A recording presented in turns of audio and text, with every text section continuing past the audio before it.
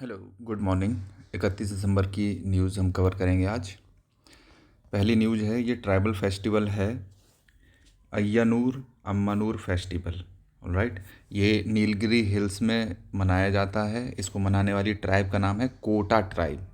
Kota tribe का नाम समझ के आप कोटा इंस्टीट्यूट ऑफ टेक्नोलॉजी, मतलब जो राजस्थान में कोटा कोचिंग्स वगैरह चलती हैं, उसमें मत चले जाना। कोटा ट्राइब्स नीलगिरी हिल्स के आसपास पाई जाती हैं। ठीक है, ये बाई एनियल फेस्टिवल है, साल में 2 साल में एक बार मनाया जाता है। ऑलराइट, इसका नाम मैंने बता दिया, अय्यानूर अम्मानूर फेस्टिवल। नाम पढ़ के ही आप समझ सकते हैं कि साउथ से रिलेटेड है।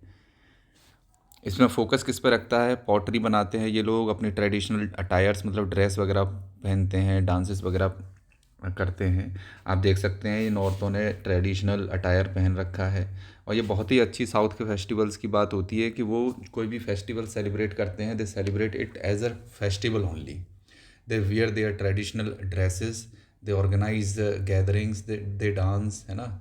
और बहुत अच्छा उनको देख के लगता है कि हाँ, अच्छा डांस हो रहा है। राइट, तो ये अय्यानूर अम्मानूर फेस्टिवल आप याद रखना।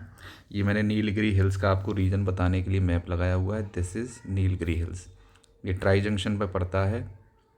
इधर से आएगा क्या? Kerala, Tamil Nadu, right, Karnataka and Andhra Pradesh.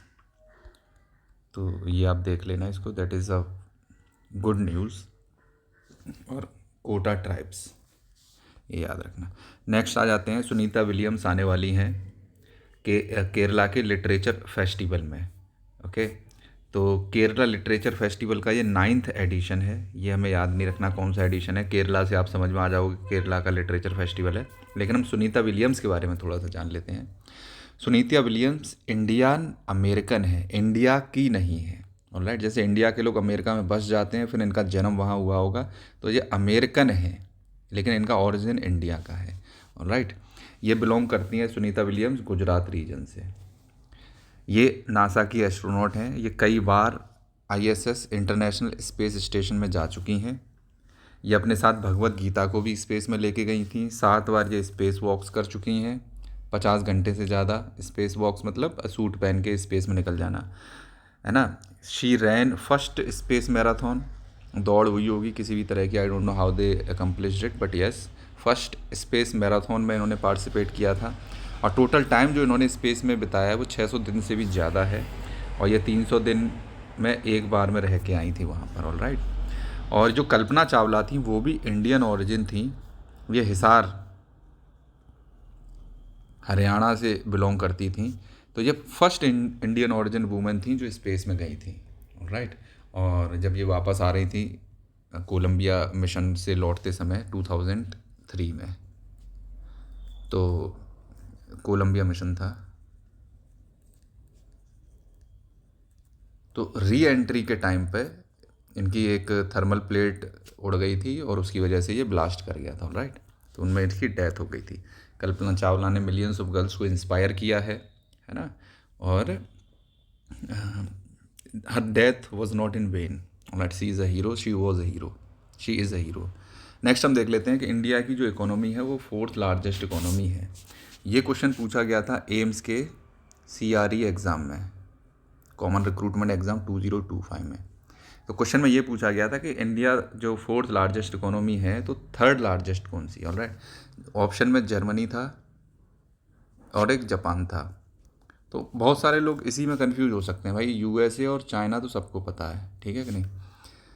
अब जापान है या जर्मनी है, तो जर्मनी है 3rd नंबर पे। इसके बाद हम आते हैं 4th नंबर पे, इसको बीट करके ही आए थे हम इंडिया वाले ऊपर। ऑलराइट, तो ये चीज़ें आपको पता होनी चाहिए, I hope. Alright, 4th largest economy, थोड़ा सा इसके बारे में देख लेते हैं। हमारी GDP ग्रो करी थी 8.2% सेकेंड क्वार्टर में। ये मैंने कल आपको बताया था ना कि हमारा 6.7% IIP रहा है। इसका आई थिंक वो आगे आएगा, यस मे बी आगे आएगा। ऑलराइट, तो सेकंड क्वार्टर में रही और ये 7.8% फर्स्ट क्वार्टर में रही थी। लेकिन इन्होंने बताया कि हमारी $4.18 ट्रिलियन की इकोनॉमी तो हो ही गई है, 7.3 ट्रिलियन हो सकती है 2030 में, है ना। 2047 तक आते आते हमको $30 ट्रिलियन की इकोनॉमी एकम्प्लिश कर लेनी है। This is the targets, remember these targets, ये पूछे जा सकते हैं आगे आने वाले उसमें, ऑलराइट। और ग्रोथ प्रॉस्पेक्ट्स अच्छे रहने वाले हैं इंडिया के 7 to 8% पर ईयर, और हम इस टारगेट को इतने परसेंटेज से अचीव कर लेंगे by 2047, alright. Just remember this, 7.3 trillion by 2030।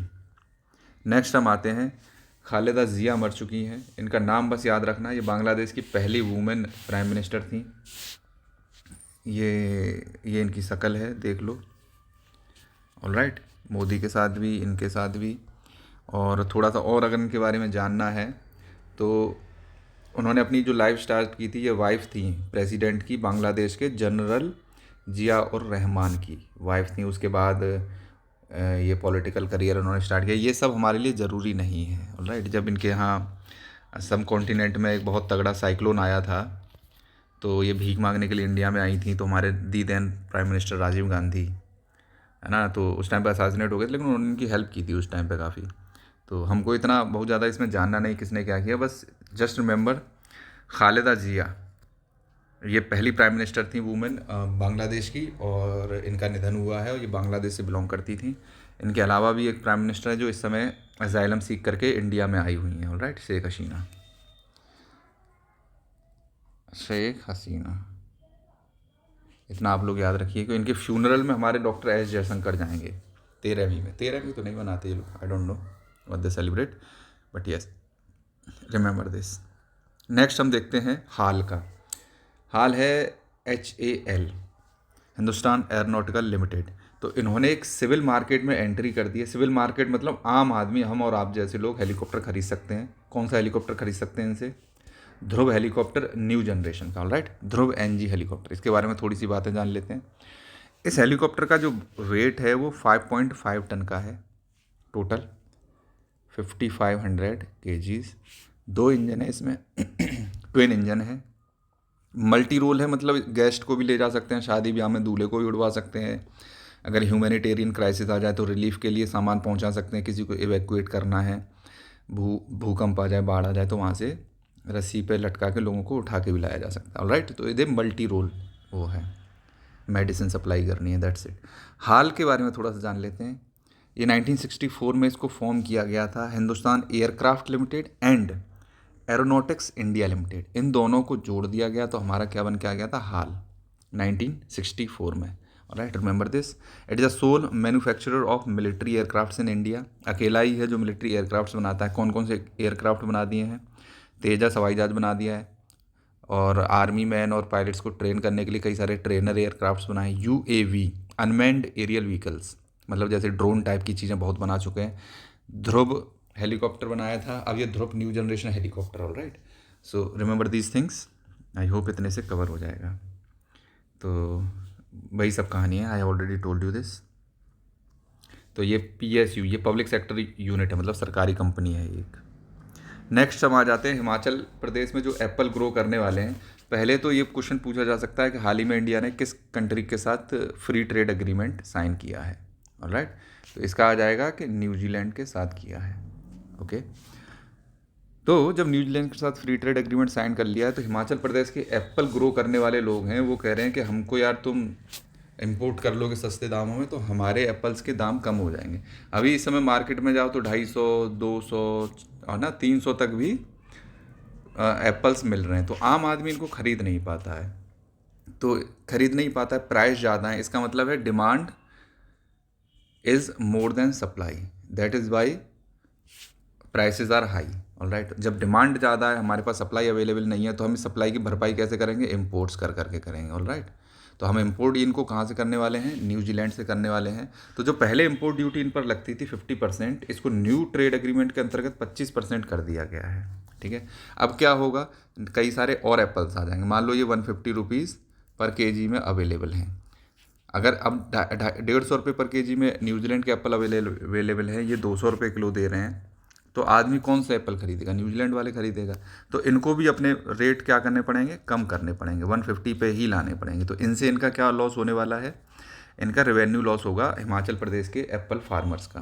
तो यही रोना लेके गए सरकार के पास कि तुम ड्यूटी बढ़ाओ भाई, हम ऐसे ज़्यादा पैसे नहीं कमा पाएंगे लोगों से, नहीं समझे? हाँ, लेकिन ये जो ट्रेडर्स हैं, एप्पल ग्रो करने वाले हैं और बिचौलिए वगैरह हैं, इनकी फ़ीस कम होगी तो इनको तो नुकसान होगा, बट आम आदमी जो हम और आप जैसे लोग हैं वो एप्पल सस्ते में अफोर्ड कर पाएंगे। ऑलराइट, तो ये न्यूज़ थी। नेक्स्ट हम देख लेते हैं अजवार्स के बारे में दे रखा है। अजवार्स को ही अलवार्स के नाम से जाना जाता है। Let's start this. Azhwar is also known as Alvars. Alvar कौन थे? ये डिवोटीज़ होते हैं कृष्ण भगवान के, विष्णु भगवान के, मेनली कृष्ण भगवान के। Alright, in southern parts of India में अजवार्स कह देते हैं, वरना जनरली इनको नयनार्स अलवार्स के नाम से जाना जाता है। ये मूर्ति पूजा रिचुअल्स इस सब में न फोकस करके डिवोशन पे फोकस करते हैं, भगवान की भक्ति में लगे रहेंगे, नाम जप करेंगे। ऑलराइट, 6th से 10th सेंचुरी CE में इन्होंने स्पीयर हेड किया था भक्ति मूवमेंट को, पूरे देश को नॉर्थ से लेके साउथ तक यूनाइट करके रख दिया था। ऑलराइट, यहाँ से लेके ऊपर तक और ऊपर तक पूरा यूनाइट करके इनको इंडिया को रख दिया था इन्होंने। अलवार्स की अगर बात करें तो 12 सेंट थे ये ऐसे। इसमें एक अंडल नाम की औरत भी, फीमेल सेंट भी शामिल थी। जनरली इनके नाम पूछ ले जाते हैं कि अलवार सेंट्स थे या नहीं थे, तो 12 के मैंने नाम नहीं दिए। You can Google them and you can paste them also in comment section. Nayanar जैसे अलवार हैं वैसे ही एक डिवोटीज़ थे शिव भगवान के, उनको बोलते थे नयनार्स, है ना। तो इनके कुछ कंपोजिशन है हाइम्स की, अलवार्स की अलग है। अलवार्स का नाम है दिव्य प्रबंधम, दिव्य प्रबंधम। ऑलराइट, नयनार्स की भी हैं ऐसे ही, हाइम्स का कंपोजिशन है, उसको थिरुमुरई बोलते हैं, Thirumurai. Right, remember these 2 books, these are very important. I hope ये अलवार और नयनार का आपको कॉन्सेप्ट समझ में आ गया होगा। नेक्स्ट हम बात कर लेते हैं, ये एक डिस्टेंस में जेम्स वेब टेलीस्कोप से हमने एक एक्सो प्लैनेट सर्च किया है। इसका नाम हमें याद करने की ज़रूरत नहीं है। ये प्लैनेट है और ये क्या है? ये है पल्सार। पल्सार से आप देख रहे हो एक लाइट इस तरफ निकल रही है, एक इस तरफ निकल रही है, ये पल्सार है। तो इसके बारे में हम थोड़ा सा जानेंगे। एक्सो प्लैनेट्स को समझ लेते हैं।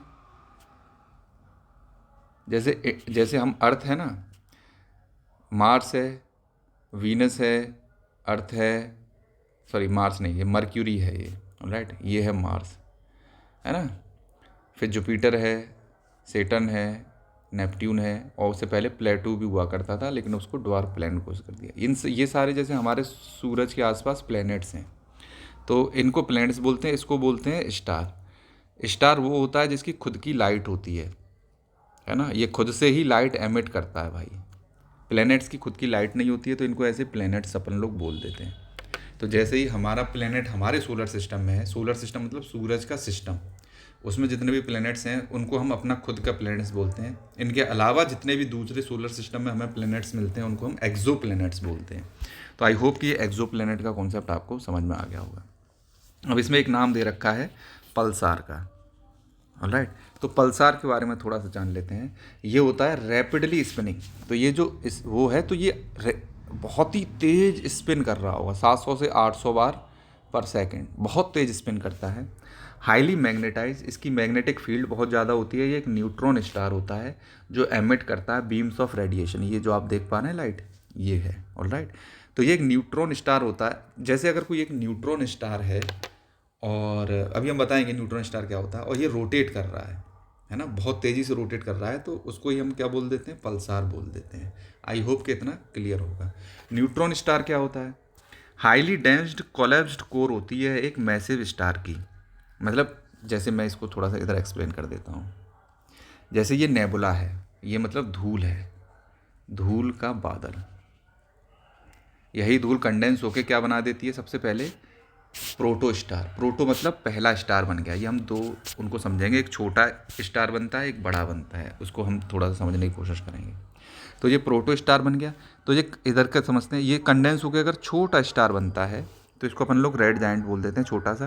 तो ये जैसे जैसे रन्स आउट ऑफ हाइड्रोजन होता है, तो थोड़ा थोड़ा जैसे कोर की तरफ आग लगना शुरू होती है, तो ये एक्सपेंड कर जाता है हल्का सा, है ना, एक्सपेंड कर रहा है, ये बड़ा हो गया, और उसके बाद जाके ये इसकी कोर कलेप्स कर जाती है, प्लस बाहर की जो आउटर लेयर्स होती हैं वो धूल बन के उड़ जाती हैं, नहीं समझे। और फिर ये जो कोर होती है वो जो कोर बची होती है, ये तो बाहर चली जाती है धूल स्पेस में। ये कोर बच के क्या बना देती है? वाइट ड्वार्फ बना देती है। सफ़ेद नाटा, वाइट डॉर्फ, है ना, सफ़ेद नाटा टाइप का ग्रह बन जाता है। इसको वाइट डॉर्फ आपको समझ में आ गया। अब यहीं पर अगर ये स्टार जो प्रोटो स्टार है वो बड़ा स्टार बनता है, कितना बड़ा होना चाहिए? 1.44 टाइम्स ऑफ आवर सन। हमारा जो सूरज है उसका 1.44 टाइम्स बड़ा है, इसको हम बोल देते हैं चंद्रशेखर लिमिट,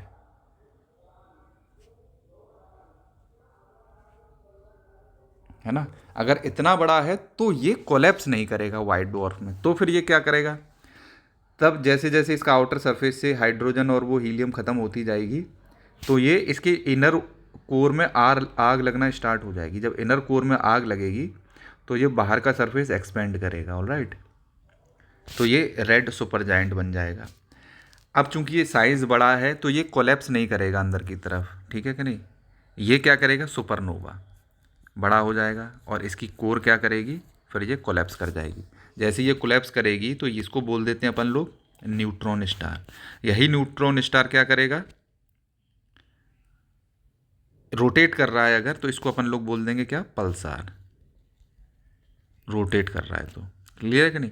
और फिर यही आगे चल के क्या बन जाना है? तुम्हारा ब्लैक होल बन जाना है, ठीक है। हाईली डेंस होता है, मतलब अगर 20 किलोमीटर की रेडियस में, जैसे कितना डेंस होगा, जैसे अगर न्यूट्रॉन स्टार की बात करें 20 किलोमीटर की रेडियस का अगर कोई डायमीटर का कोई अगर मास ले लें और बॉडी ले लें तो सूरज से भी, हमारे सूरज से भी ज़्यादा मास इसमें हो सकता है। चंद्रशेखर लिमिट के बारे में मैंने आपको बता दिया। आई होप कि पल्सार का और इसका ये कॉन्सेप्ट आपको क्लियर हो गया होगा, ऑलराइट। नेक्स्ट हम देख लेते हैं टू गुड टू लास्ट। हमारी इकोनॉमी के बारे में दे रखा है। इसमें मैंने बताया था कल आपको इंडेक्स ऑफ इंडस्ट्रियल प्रोडक्शन के बारे में कि 6.7% हमारा ग्रो हुआ है प्रोडक्शन, और ये हाईएस्ट है पिछले 25 महीने में। That is why it is an important news. अगर इसमें देखें इंडेक्स ऑफ इंडस्ट्रियल प्रोडक्शन में, तो इसके कई सारे सेगमेंट्स होते हैं। मैन्युफैक्चरिंग हो गया, कंस्ट्रक्शन हो गया, है ना। तो इसमें मैन्युफैक्चरिंग की ग्रोथ हमारी कितनी रही है? 8% रही है ना, 25 महीने की हाईएस्ट पर रही है। हाउ एवर अगर इसमें देखा जाए तो ये सर्ज जो है वो सीजनल और ऑफ वन ऑफ फैक्टर्स की वजह से हुई। जैसे सीजन में फेस्टिवल्स आ गए, है ना, इन सब की वजह से ही ये ग्रोथ हुई है। सेकंड, इन्होंने बोल दिया था कि हमने अभी जो जीएसटी रिफॉर्म्स किए थे, रेट कट कर दिए थे हमने जीएसटी के, ठीक है कि नहीं, ब्लॉक्स को हटा दिया था। तो उसकी वजह से क्या हुआ है? चीज़ें चीप हो गई। चीप हुई तो लोग खरीदने लगे, डिमांड बढ़ी है, डिमांड इंक्रीज़ हुई है। डिमांड इंक्रीज़ होगी तो क्या होगा? प्रोडक्शन भी इंक्रीज़ होगा, ठीक है कि नहीं। तो उसी को ये बता रहे हैं कि ये प्रोडक्शन इसकी वजह से भी बढ़ा है, जीएसटी की वजह से।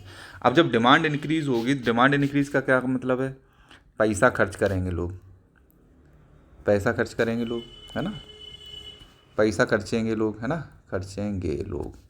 तो पैसा कहाँ से आएगा? तो इनका ये मानना है कि इसकी वजह से एक नेगेटिव ऐसा हुआ है कि जो लोगों ने पैसा इन्वेस्ट किया हुआ था स्टॉक मार्केट्स वगैरह में, वो उन्होंने सामान खरीदने की वजह से वापस ले लिया है। नहीं समझे? तो ये कहानी इसमें ये एक्सप्लेन की गई है, और प्लस और भी चीज़ें बताई हैं इन्होंने, जैसे कि Q3 की जैसे ग्रोथ हुई थी ना, 8.2% क्वार्टर नंबर 2 में हुई थी, तो ये कम होने वाली है 7%। फिर फोर्थ क्वार्टर में अगर जाएंगे तो वो और कम हो जाएगी, 6.5% हो जाएगी। तो इतनी खुश होने की बात नहीं है कि तुम्हारा इंडेक्स ऑफ इंडस्ट्रियल प्रोडक्शन इतना हाई आ गया है, ऑलराइट। फिर उन्होंने कह दिया कि 50% यूएस ने टैरिफ भी लगा रखे हैं, ये भी बहुत गड़बड़ की बात है। प्राइवेट इन्वेस्टमेंट हमारी इकोनॉमी में हो नहीं रहा है। जो विदेशी लोगों ने पैसा हमारे देश में लगा रखा है, फॉरेन कैपिटल, वो अपना ले लेके भाग रहे हैं, पुलिंग आउट कर रहे हैं। रुपया हमारा कमज़ोर होता जा रहा है, नहीं समझे। हमारी बहुत ही इम्पोर्ट डिपेंडेंट इकोनॉमी है। जो लोगों की सैलरी है वो बढ़ नहीं रही है ना, कंज्यूमर सामान खरीद नहीं रहे हैं, और ये सब परेशानियां हैं इकोनॉमी की। तो सेलिब्रेट करने की ज़रूरत नहीं है भाई, इनका ये मानना है। तो it is a healthy criticism, healthy criticism. इससे क्या होता है ना, हेल्दी क्रिटिसिज्म करने से सरकार को पता रहेगा कि हाँ ये हो तो गया है, इतना ज़्यादा खुश होने की ज़रूरत नहीं है, इतनी भी प्रॉब्लम्स हैं। तो हेल्दी क्रिटिसिज्म इज़ प्रमोटेड। आगे हम देखते हैं, यूरोपियन यूनियन ने CABM carbon border adjustment mechanism launch किया था। ये किया था 1 अक्टूबर 2023 को। इन्होंने ये बोला था कि हम बता दे रहे हैं कि हम ये टैक्स लगाएंगे कब से? 1 जनवरी 2026 से। तब तक के लिए तुम तैयार हो जाओ। तो CABM है क्या? तो ये यूरोपियन यूनियन डेवलप्ड कंट्रीज़ हैं, ये इनको पैसा चाहिए इधर उधर से, तो ये लोग क्या करते हैं, हरास करते हैं डेवलपिंग कंट्रीज़ को। अब चूंकि इनको भूत सवार हुआ है कि हमें क्लीन एनर्जी करनी है, हम क्लाइमेट चेंज से लड़ रहे हैं, तो अपना खुद का पैसा ना खर्च के ये लोग क्या चाहते हैं, विदेशी कंपनियों से जो डेवलप्ड कंट्रियां हैं उनसे पैसा ये निकालना चाहते हैं। वो कैसे निकालेंगे? इन्होंने ये बोल दिया कि अगर तुम जो भी आइटम अपने देश में बना रहे हो, जैसे इंडिया में अगर स्टील बन रही है, राइट, मैं लिख देता हूँ, इंडिया में अगर स्टील बन रही है तो 1 टन स्टील बनाने में कुछ ना कुछ तो CO2 निकला होगा, ठीक है? तो इसकी हमको बताओ कि इतना टन CO2 निकला, फिर इसके हिसाब से हम क्या करेंगे, तुम्हारे ऊपर टैक्स लगाएंगे। तो जितना भी कार्बन एमिशन हो रहा है from the products that developing countries are manufacturing, तो they have to pay tax in accordance with that, ठीक है कि नहीं? तो एक तरह से ज़बरदस्ती फोर्स कर रहे हैं डेवलपिंग कंट्रीज़ को कि तुम अपने कार्बन्स को कम करो। क्लियर है कि नहीं? तो बस यही है। तो इसकी वजह से चूंकि कल 1 जनवरी 2026 से हमारे एल्यूमिनियम और स्टील के एक्सपोर्टर्स की हालत पतली होने वाली है, तो उसी के लिए उन्होंने बोला है, ये नहीं समझे? तो और इंडिया के ऊपर तो वैसे ही ट्रंप के 50% टैरिफ लगे हुए हैं, और ऊपर से ये CBAM भी लग जाएगा, तो बहुत दिक्कत आ सकती है इससे, मतलब हमारे एक्सपोर्ट्स थोड़े कम हो जाएंगे। ऑलराइट, जस्ट रिमेंबर दिस, ये CBAM पूछा जा सकता है, ये EU का है, और ये आज की न्यूज़ नहीं है, ये बहुत पुरानी न्यूज़ है, 2023 की न्यूज़ है, तब से ये इधर न्यूज़ में रहता है। आई होप आपको ये समझ में आ गया होगा। नेक्स्ट देखते हैं हम, नारवा विलेज नहीं है, ये सिटी है। मैंने आपको बताया था कि जब रशिया सोवियत यूनियन हुआ करता था, USSR, तो ये जब ब्रेक हुआ था 1991 में, तो ये 15 कंट्रीज़ इमर्ज हुई थी यहाँ से। कल ही या परसों मैंने डिस्कस किया है रशिया US वॉर में। एक थी Estonia, Latvia, Lithuania, Belarus, Moldova, Ukraine, Georgia, Armenia, Azerbaijan, KUT, KYT। Alright, ये कंट्रियाँ मैंने बताई थी। टोटल 15 कंट्रीज होगी। इसी में से एक एस्टोनिया कंट्री है, इसकी कैपिटल है टैलिन। ऑलराइट, तो उसी का ये शहर है, एस्टोनिया का ये एक शहर है नारवा। ये याद रखना, ये सिटी है एस्टोनिया में। ऑलराइट, और ये UPSC में पूछा जाएगा ही जाएगा, जहाँ तक मुझे लगता है, ठीक है कि नहीं? क्योंकि इनको टेंशन हो रही है कि रशिया और इसके युद्ध में हमको ना घसीट लें ये लोग, ठीक है? 201 किलोमीटर है टैलिन अपनी कैपिटल से, ये सॉरी, ठीक है, टैलिन से। और इसमें रशियन स्पीकिंग पॉपुलेशन बहुत ज़्यादा रहती है। अगर उसकी बात करें कि किस किस्म के लोग यहाँ पे ज़्यादा रहते हैं, नेशनलिटी की बात करें, तो आधी पॉपुलेशन तो एस्टोनिया की है। इसमें 33% लोग रशिया के रहते हैं यहाँ पे, और 12% लोग विदाउट एनी सिटीजनशिप रहते हैं। तो अगर तुमको विदेश में जाके रहना है तो यहाँ जाके रह लो, बिना सिटीजनशिप के भी रहा जा सकता है। राइट, तो वही है कि ये कह रहे हैं कि भाई रशिया क्या कोई बॉर्डर नहीं है, ये हमको भी अपने अंदर ना कैप्चर कर लें, तो यही सब कहानी चल रही है। बट ये सिटी का नाम याद रखना, नारवा, नारनिया नहीं है, Narva city. I hope you remember this. Estonia में है ये। मैंने आपको एस्टोनिया की लोकेशन भी बता दी है, ये है एस्टोनिया की लोकेशन। इनको बाल्टिक कंट्रीज़ बोलते हैं, तीनों को बाल्टिक कंट्रीज़। क्यों? इसका एक्रोनिम कैसे याद रखेंगे? BELL, B for Baltic, Estonia, Latvia, Lithuania. ये तीनों कंट्रीज़ पूर्व सोवियत यूनियन की कंट्री से टूट के बनी है। ये जो सी है, ये जो आप देख रहे हैं इधर वाला, ये बाल्टिक नेशन है, बाल्टिक सी है। ऑलराइट, तो उसके लिए इनका नाम बाल्टिक रिपब्लिक्स रखा गया है। आई होप इतना आपको समझ में आ गया होगा। प्लस ये मल्टीपोलर वर्ल्ड की बात कर रहे हैं यार, रिकॉर्ड हो रहा है। Alright, multipolar world with bipolar characteristic. तो इसमें इन्होंने बताया है, थोड़ा सा मैं इसको एक्सप्लेन कर देता हूँ। मल्टीपोलर वर्ल्ड का मतलब होता है कि देश में, पूरी दुनिया में केवल एक ताकत ना हो, कई सारी ताकतें हों।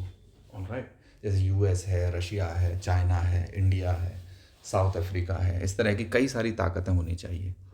तो उसमें ये कह रहे हैं कि भले ही मल्टीपोलर वर्ल्ड है लेकिन बाईपोलर करेक्टरिस्टिक हैं। तो इन्होंने ये वो किया, इसको थोड़ा सा मैं बता देता हूँ। इन्होंने बोला है कि यूनाइटेड स्टेट जैसे बहुत सारे ट्रूप्स को मोबिलाइज़ कर रहा है कैरेबियन सी में, है ना, जो वेनेजुएला के ऊपर ये अटैक करने वाले हैं। उनके प्रेसिडेंट निकोलस मादुरो को पावर से हटाना चाहते हैं, उनके ऊपर ड्रग ट्रैफिकिंग का लगा रखा है। तो उन्होंने जो अपनी नेशनल सिक्योरिटी स्ट्रेटजी लॉन्च की थी, जो मैंने अभी बताया था कुछ दिन पहले, NSS ट्रंप ने लॉन्च की थी, एक तरह से फॉरेन पॉलिसी डॉक्यूमेंट होता है। तो उसमें उन्होंने ये कहा था कि इनकी जो जो फोकस है वो शिफ्ट हो जाने वाला है from Europe to its own country, America में नेबरहुड कंट्रीज़ के ऊपर ज़्यादा फोकस रहेगा, क्योंकि आसपास की कंट्रियों से ही यूएस को ज़्यादा खतरा है। USA is isolated from Europe, China and all by the greatest seas, Atlantic ocean and Pacific sea. तो उनसे इतना खतरा नहीं है, आसपास की कंट्रियों से ज़्यादा खतरा है। इसीलिए ये जो कैरेबियन है, कैरेबियन रीजन है, वेनेजुएला हो गया, इसमें अपनी मिलिट्री प्रेजेंस बढ़ा रहे हैं।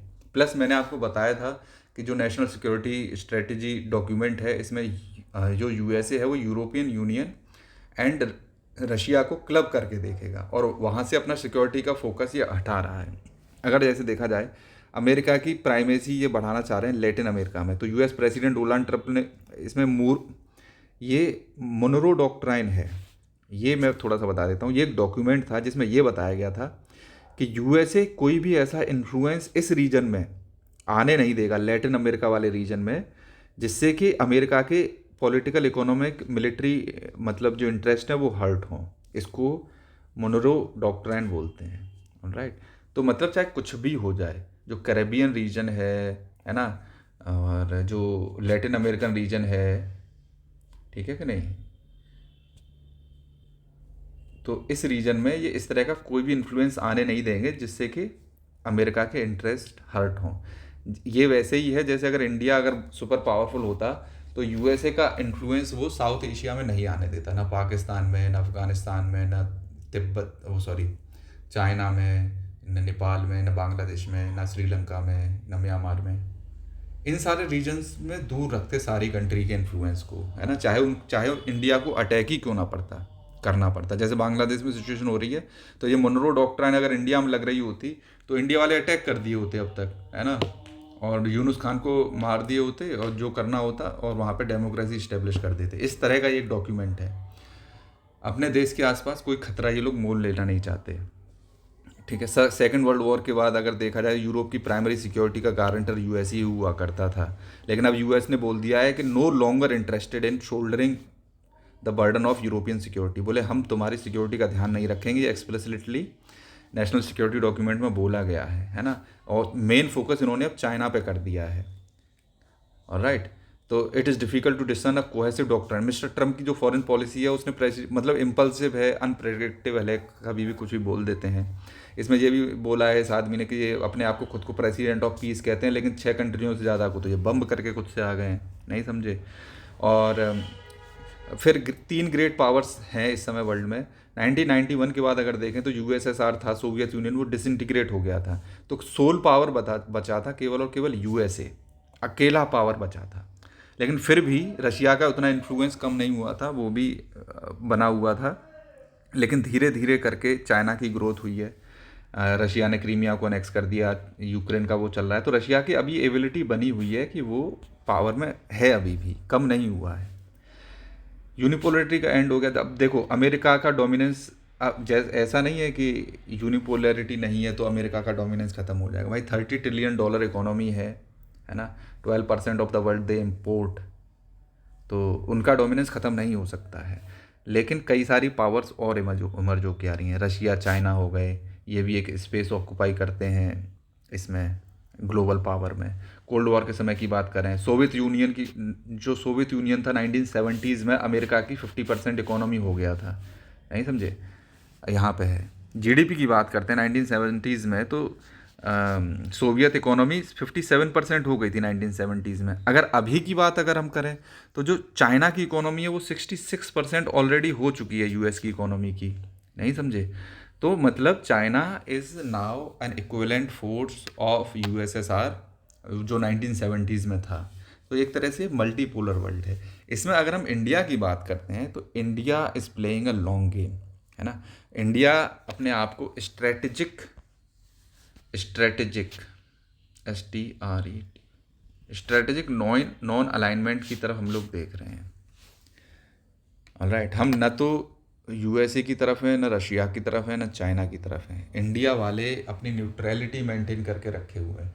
अगर जहाँ पर भी कंट्रियाँ पक्ष लेती हैं किसी का या दूसरे के विपक्ष में खड़ी होती हैं, तो history remembers them, alright, and they can not grow. अगर यूएसए कहे कि नहीं मैं ही अकेला सुपर पावर हूँ, तो सारी कंट्रियाँ मिल के उसको गिराने की कोशिश करेंगे और दूसरी पावर इमर्ज करेगी।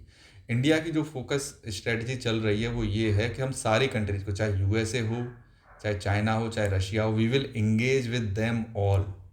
हमारे दुश्मन ही क्यों ना हो, हम उन सबके साथ इंगेज करके चलेंगे। क्यों? क्योंकि हमें इंडिया फर्स्ट रखना है, हमें अपने इंडियन लोगों का इंटरेस्ट देखना है। नहीं समझे? It is not a question of morality, it is a question of morality however.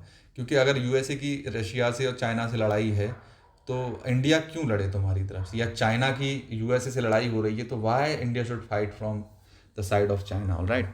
So we have to take care of our own people. और ये सारी चीज़ें हैं। आई होप कि आपको समझ में आया होगा।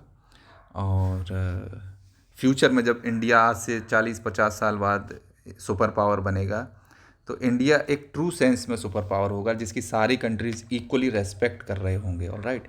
ऐसा नहीं कि उससे चाइना, जैसे चाइना है उससे कई सारी वेस्टर्न कंट्रीज़ नफरत करती हैं क्योंकि उन्होंने डेट ट्रैप में फंसाया हुआ है। यूएसए है, उससे कई सारी कंट्रीज़ नफरत करते हैं, but India will be the one and only country which no country hates. Religious basis पे हो सकता है कि पाकिस्तान, बांग्लादेश और मालदीव्स इस तरह के तटपुंजी कंट्रीज़ हैं वो हेट करें, otherwise on an ideological intellectual basis no country will hate India. Thank you, and you can subscribe my channel. शैलोम।